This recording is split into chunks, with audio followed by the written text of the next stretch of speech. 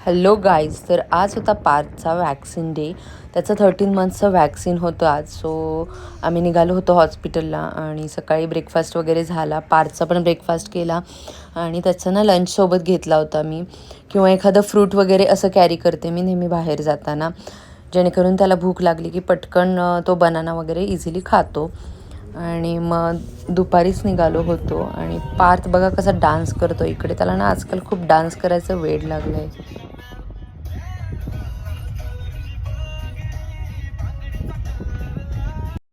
मी already appointment घेतली होती, त्याच्यामुळे मला काही जास्त वेळ वेट करायला लागला नाही.